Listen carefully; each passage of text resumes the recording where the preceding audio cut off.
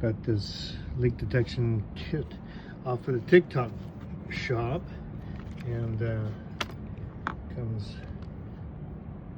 with a sensor, microphone, and processor. And I was able to use a clamp and clamp it to my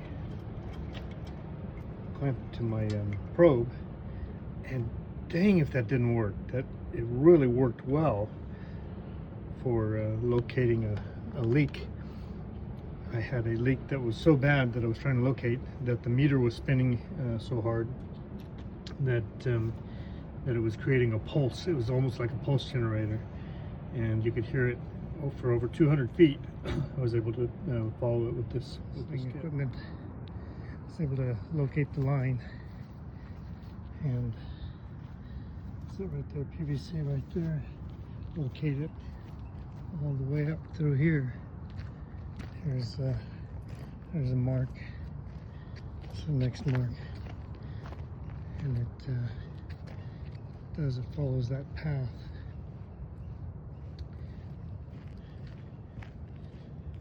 There's the other mark right there. Comes up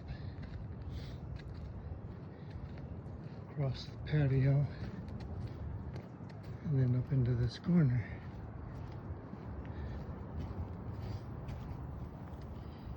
And it rises up and then it goes over and then it feeds the house. But with my listening equipment, I was able to locate the line, the path of travel. I need to run a new line, connect on. The hose seems to be fine.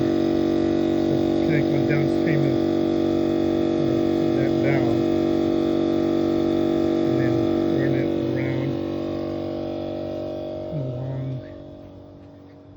and then come back in over here and tie into there's a valve right there that isolates the house. I've got that off. But this portion somewhere in between here and through those plants, the line is broken. We've got water standing, so that's a good sign.